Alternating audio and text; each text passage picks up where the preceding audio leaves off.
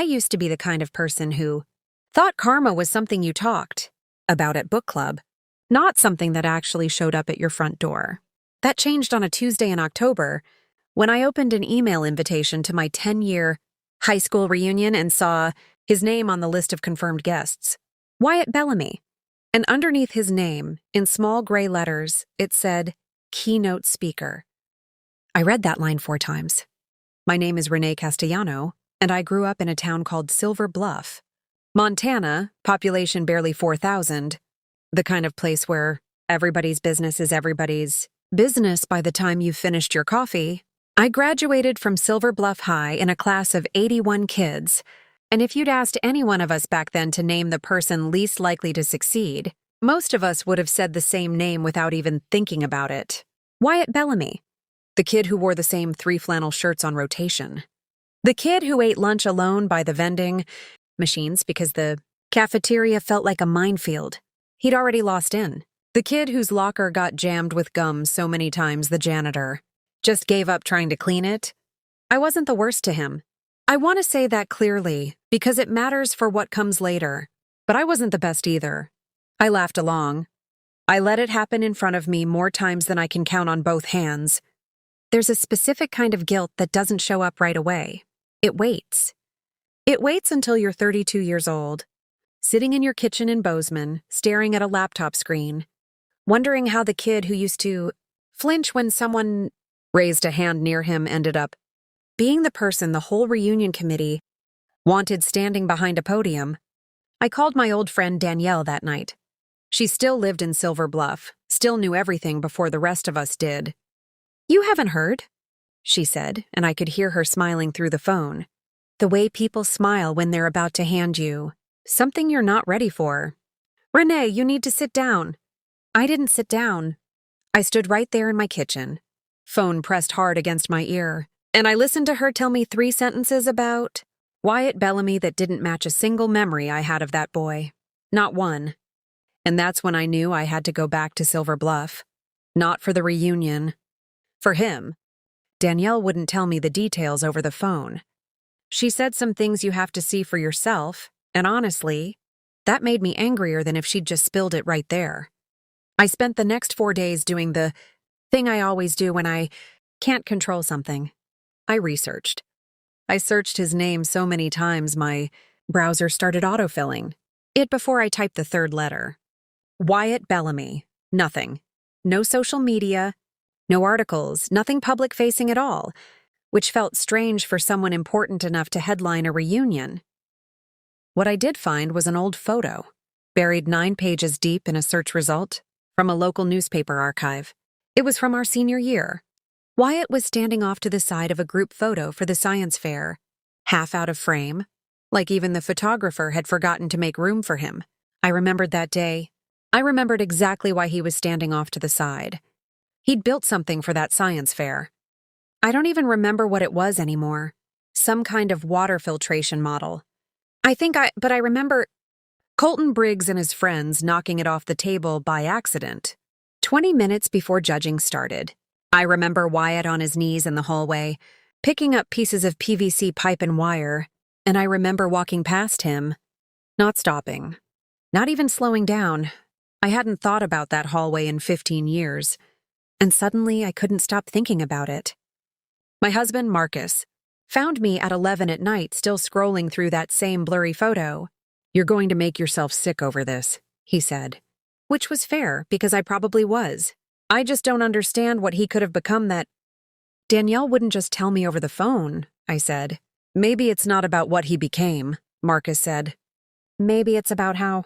I didn't sleep much that night. I kept thinking about the reunion invitation, about that word, keynote, sitting under his name like it belonged there, like nobody had questioned it, like the whole town had quietly rewritten its memory of him without telling me. 3 days later, an envelope showed up in my mailbox. No return address. Just my name in handwriting I hadn't seen in a decade. Handwriting I recognized instantly, because I used to see it scrawled in the margins of group project papers nobody else wanted to touch. Inside was a single photograph and a note that said 4 words. "You should come back." The The photograph in the envelope wasn't from high school. It was recent. A man in his early 30s, dark green jacket, standing in front of a building I didn't recognize, some kind of facility with a sign I couldn't quite make out in the low resolution. I turned it over. Nothing written on the back. Just those 4 words on the note, sitting in my hand like they were waiting for me to argue with them. I showed it to Danielle on a video call that weekend. She went quiet for a second, which for Danielle is basically an alarm bell. "That's the Hargrove Center," she said finally. "Renee, that's outside of Bozeman. You've driven past it 100 times.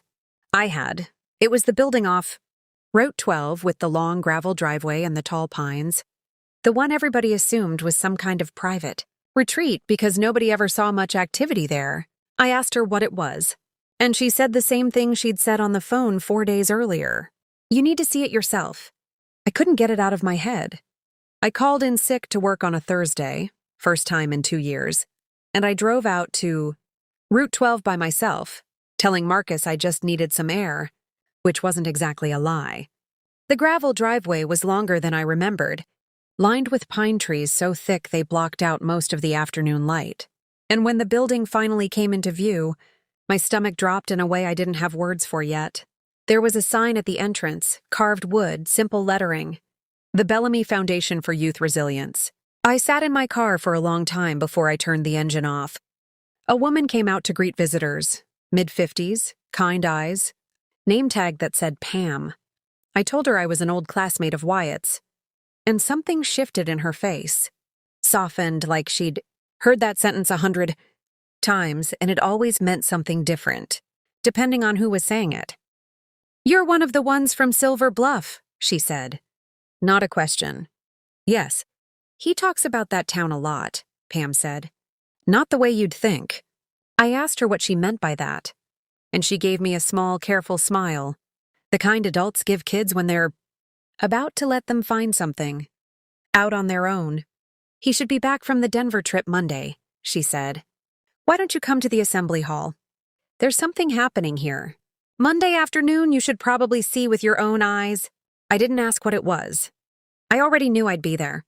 I spent the weekend trying not to Google Bellamy Foundation for Youth Resilience and failing every single time. What I found only made Monday feel further away. Tax filings, a handful of grant announcements, a mention in a state education newsletter about a mentorship program for kids who'd been through the foster system, kids labeled high risk, kids nobody expected much from. Founder and executive director, it said next to his name, like it was the most ordinary thing in the world. I thought about the kid who couldn't get through a school day without someone finding a new way to remind him he didn't belong. I thought about how easy it had been for all of us to decide, at 16, exactly who Wyatt Bellamy was going to be for the rest of his life. We'd been so sure of it. Nobody ever tells you how much weight that certainty carries until you're the one holding it. Years later, realizing you were wrong the whole time, Monday came slower than any Monday I can remember. I told Marcus where I was going, and he offered to come with me, but I said no. This felt like something I needed to face without a hand to hold. The assembly hall at the Hargrove Center was bigger than I expected. Maybe 200 folding chairs, most of them filled with teenagers who all had the same look about them. Guarded, arms crossed, the look of kids who'd learned not to expect much from rooms full of adults. I found a seat near the back. Pam spotted me and gave a small nod before she stepped up to a microphone at the front.